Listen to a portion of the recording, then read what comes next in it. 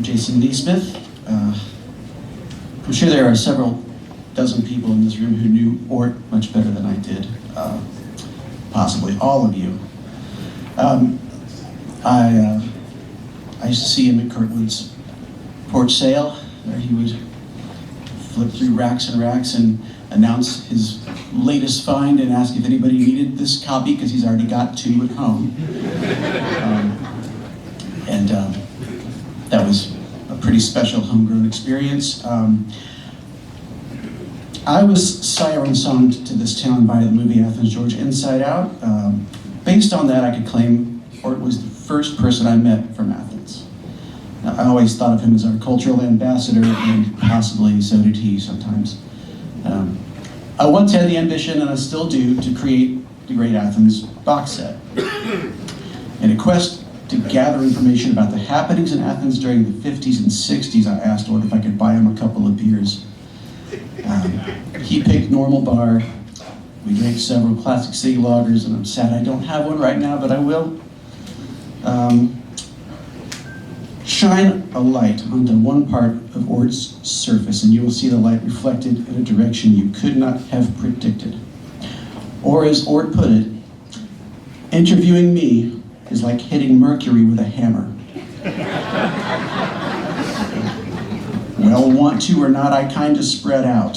One thing leads to another and another and another. So I want to share some of that splatter today. It was a 2-hour interview. I got about 5 minutes. Many of you here today were likely mentioned in it, and his love for you was evident. I don't do impressions, but I'm going to do an impression of somebody doing an impression. You'll know when you get there. He started on his wish to be a guest pourer at every brewery in town. I don't have any allegiances. My allegiance is to the big picture, not the small. And we're all in this together. I think it would be fun to go from brewery to brewery and have everybody know that I do this, because I don't have any favorites or any punches to pull. I'm a firm believer that the craft brewery movement is not a sides-taking situation. Back to me, I'm not an expert interviewer, and luckily, I had no skill to hone in guiding the interviewee back to topic.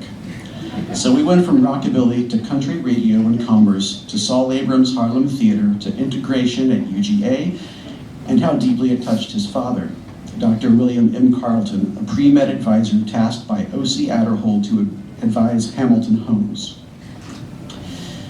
And following that is the part I wanted to read as close to verbatim as I can. There's some things I could tell you about my dad, but I don't want to pontificate. I don't want to, what's the word I want here? I'm not here to toot my own horn, I'm here to tell a story. Because I don't think I'm all that dadgum important. I mean, sure, I mean a lot of things, but I gotta get up in the morning and put my pants on same as anybody else. As Michael Stipe said it, and I can say it, I can do a great Michael Stipe impersonation. He does a great impersonation of me. He's too shy to do it for me, but I've done it for him. Okay, here's what I did. I said, just a minute, Michael, I got something to show you. Okay. And I went to the parking meter and I flipped the flag back and forth a couple of times and watched it change, and I patted it on top and I said, looking straight at the parking meter, do they treat you well here? He was trying his best not to explode in laughter, and he said, stifling as hard as he could, stifling maybe. You just out-me'd me. I really have the greatest respect for him as a human being and as a musician. But be that here or there, I remember where they started. I was there the first night. The first time they played out was Kathleen O'Brien's birthday. I'm still in touch with her. She's someone you should talk to. Tell her I sent you. She has to deal with her 90-year-old father, but sometimes I think her 90-year-old father has to deal with her. I'm not sure which way it goes. Her dad was quite healthy the last time I ran into any contact with her, and he's still driving, still able to drive. Well, I have a friend whose father drove until he went downhill, and he went down a week before he died at the age of 101 3/4. But before that, he was sharp as a tack. There was nothing wrong with him. Perfect hearing, correctable vision, good reaction time, everything.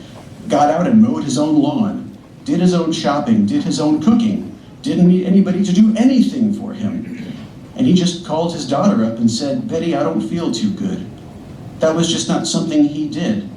But that's another story. I had asked about radio stations.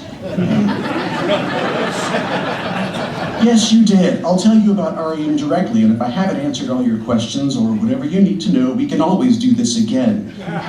I don't have a problem meeting you again. I don't need money. I don't need prestige. All I want is a fair shake from everybody. Well, I'm not doing it to feed my own ego. I got better things to do in life. I'm really pretty humble, I guess. I know I've done some great things, but I don't frankly think it's any big deal what I've done. Now, if you want to know about radio and you want to know about REM, let me see if I can focus. We had a label here in the 70s and in the 60s. It was begun by a guy named Wes McKenzie. He today teaches or is emeritus at LaGrange College. He doesn't know me. At this point, we're trying to get the bartender's attention, and he says, "I'll stand up and start singing." We get the attention. The bartender gives us a candle. He says, "Thank you. I don't want to get too romantic. I am straight, but I don't care if somebody else isn't. You know what I'm saying? You know what? I don't care. I don't give a damn if anybody's one way or the other. I'm also left-handed." My mother asked me, she said, "Why do you have so many gay friends?" I think she asked me, "Are you gay?" And I said, "No, but I am left-handed."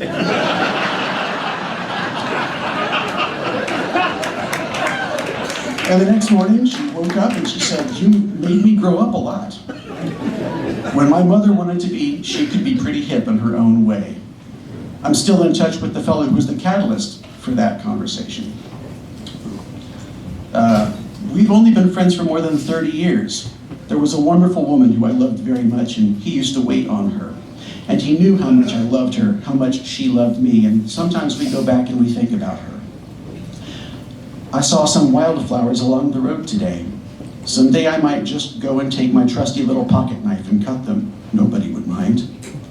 They take it or leave it. I don't do it all the time. It's not going to be a habit, but I'm going to do it when I can. Love doesn't fade away. We were soulmates. She understood me. She didn't think I was nuts. Her name was Melissa Williams, a very common name for a very uncommon person. I think, maybe not, but there may be people in this room who did know her. And before that, I had another love, and she fell out of bed and broke her neck in a remote epileptic seizure. So I wasn't destined to be a married man. I can wax poetic about love. The first taste, the love was instantaneous, and it worked both ways. We fell in love with each other at the first instant that we met.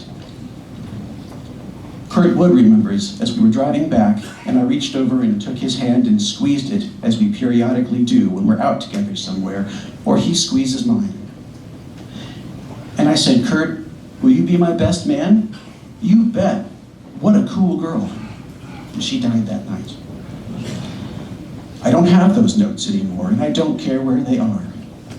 There are things that I had to purge. My Melissa notes are all gone, and something else I had to purge. But I got my memories. Now, you wanted to know about radio. Thank you.